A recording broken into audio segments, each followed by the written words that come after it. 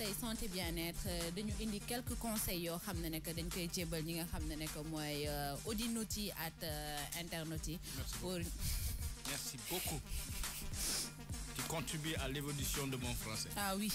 Audinote. Ok. jox leen quelques conseils pour par rapport ak yoo conseil la yoo xam ne que yii dañ ko war a éviter yii dañ ko war a bannir lañ koy def. Jingle santé. Jingle santé. Merci. tey nag Nafisa dama indi quelques conseils yoo xam ne que sécurité la ak santé parce que à chaque fois dañu seetlu ne ñi nga xam ne que mooy médecin yi wala ñi nga xam ne que ay porteurs de voix lañ dañ koy wax ba sonn mais sénégalais yi duñu bëgg a suivre benn bi mooy que médicaments yi garab yi wala produits toxiques yi nga xam ne que day nekk ci kër yi pour ñu koy denc à l'abri des enfants. Pourquoi? Parce que récemment dafa am benn xale bu jigéen boo xam ne que doomam dafa naan xeme. Après xale bi am na 1 an yooyu noonu ba mu naanee xeme bi ba pare ñu yóbbu ko benn hôpital de la place malheureusement nag ñu opéré bi nekkete baaxul ñu yóbbuwaat ko ci beneen hôpital de la place ñuy nekk di traité instant bi xale bi nii te xale boo xam ne que 1 an la am biir bi day fragile ba pare te c'est très compliqué pour wax ne que parents yi bu ñu amee jànk wala képp koo xam ne que da nga nekk ci kër nga vigilant nga jël garab wala lépp loo xam ne que moom la ñuy utiliser muy raxas ñu koy raxasee wala ñu koy utiliser pour nettoyage kër nañu jël yëpp ñu teg ko ci hauteur boo xam ne que xale bi du ko mën a jot. beneen conseil bi mooy que ñu ngi ci période nawet Nafisa te xam nañ ne que Sénégal fil électrique yi fu nekk lay jaar. fu nekk lay dugg. léegi day taw mu taa wala mu am ay côté yoo xam ne que nit yi duñu xam sax ne que fil yaa ngi foofu noonu ñu dëgg ko mu indi yeneen problème ak jéye yoo xam ne que duñ ko comprendre. beneen bi tamit mooy que buy taw éviter ñuy dugg ci suufu garab parce que foudre bu amee ci garab bi automatiquement lay dal te bu boobaa seetlu nañ ne que fii Sénégal day taw rek nit yi ëllëgee ñuy abrité wu ci biir kër yi wala ci suufu ay boutique wala quoi qu'il en soit na nekk bâtiment rek mais du nekk ci suufu garab.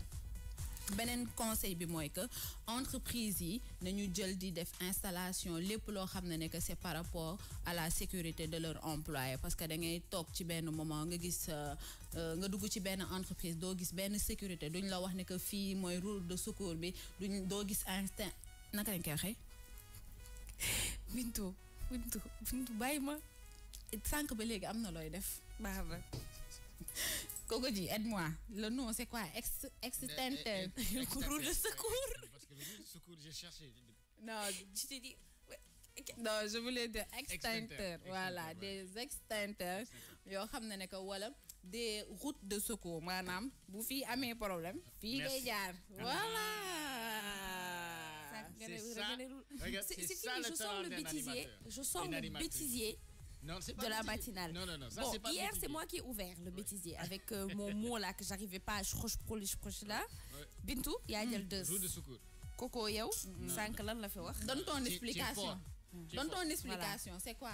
Hein? Tu as dit tout de suite. Parce que ça, c'est ça le talent d'un animateur. Voilà. C'est-à-dire, tu prends un truc et tu le... En live, tu arrives à... Voilà. Route à refabriquer l'affaire. Route de sortie, c'est-à-dire. Et plus de route de secours. Voilà. C'est fini. Route de sortie. C'est fini.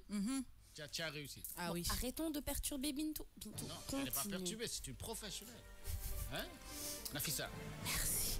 Dernier conseil bi mooy que à chaque fois sénégalais dañ koy def sama mag en premier day brancher téléphone am ba pare di wuyu téléphone.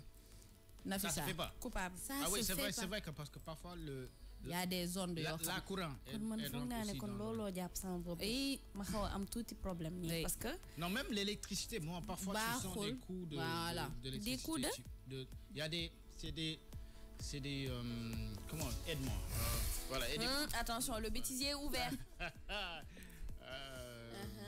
Coco oui parle en anglais on cherche Google is my friend. Non, c'est du courant, je suis désolé, ce n'est que ça, j'ai dit ça, c'est des ondes magnétiques. Non, c'est pas des ondes magnétiques. C'est quoi? Bon, Bintou. C'est de l'électricité qui te pique. Les ondes magnétiques. Ondes magnétiques, ça existe. Wa Nafisa, bon, Daouda Moubaye di jaar ci suñu kanamu caméra. Daouda, il fait ce qu'il veut ici. Donc voilà. C'est ce qu'elle faisait à l'école. Elle fait exactement ce qu'elle faisait à l'école. Ku génn rek elle dit maîtresse, regarde, lui il parlait. Oui. Non, franchement, moi, mon kiff, Oui. c'était quoi? Ouais. Genre, je dis, Bintou, c'est un rubis. Et dès que toi, moi, je dis ce que j'ai à dire. Et dès que toi, tu ouvres ta bouche, je te dis, mais Bintou, tais-toi. Genre, je crie pour que la maîtresse. Comprends. J'ai compris. damay wax man ba pare léegi wax loola yow boo commencé wax rek ma ne la mais Bintou tais-toi ou maîtresse elle me dérange. J'ai compris.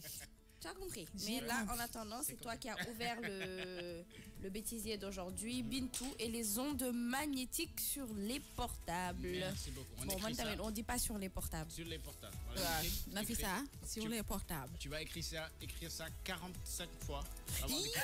Je ne bavarde plus en classe. Akama bind. Je Tu as ne écrit vais ça, plus me moquer de la maîtresse. Je ne bavarde plus en classe. Je ne bavarde plus en classe. Damay nelaw sax naan je ne bavarde plus en classe. Je ne bavarde plus en classe. Moi, ça, c'est rien. Moi, j'étais dans le système américain, mais mes parents étaient sénégalais. Donc, c'est à la maison qu'on nous faisait ça. Écrit, je ne vais plus sortir sans demander la permission. J'ai dit, mais nous, on ne nous apprend pas ça à l'école ici. J'ai dit, on s'en fout, tu es sénégalais. Pap écrit. Ça, c'était pire. C'est pour ça que notre français, hein, les ondes magnétiques sur les portables. Franchement, hein? Alors Bintou, donc c'était les conseils santé par rapport à l'hivernage même, on peut dire, parce que l'hivernage, les gens ont souvent tendance, et tu as souligné beaucoup de points qui sont très très importants. Quand il pleut, on a souvent tendance à se cacher derrière, en dessous de l'arbre, voilà, bien touffu, en se disant qu'on est protégé, alors que non. Et aussi par rapport au fil de courant, ça, je pense qu'il faut interpeller quand même les personnes en charge de ça, parce que souvent, tu vois un fil de courant qui pend. Moi, ça me fait peur. Parce que je me dis, à la Médina, une fois, j'ai entendu qu'il y a un cheval qui est passé à la casse. Parce que quoi? Un fil s'est coupé. Ah. Donc, il arrive à tomber là. Ma asama nit dernier conseil bi mooy que à chaque fois nit yi dañuy tooy ba pare bëgg ubbi frigo taal lampe et tout ça alors que c'est des gestes à bannir mu nekkoon tey quelques conseils yoo xam kon Nafisa toi tu fais tout ça. C'est-à-dire de porter des chaussures avant d'ouvrir. Da ngay wow ba pare. C'est-à-dire non, il faut porter des chaussures voilà. avant de brancher quoi que ce soit. Parce que des fois yow ci sa bopp sax da ngay wow kongu mais ngay laal benn matériel rek nga am effet wu mu maas la. Mais est-ce que entre corps là, des fois, Bintou, tu n'as pas l'impression de me frôler et d'avoir un truc qui te... Voilà. C'est le mot là que je cherchais, masse. Voilà, Merci. masse. Une masse dans l'oreille quand tu branches le téléphone portable et tu le mets directement dans une... Une masse wala dalay masse. Non, une...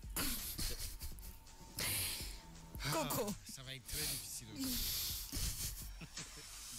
J'écris.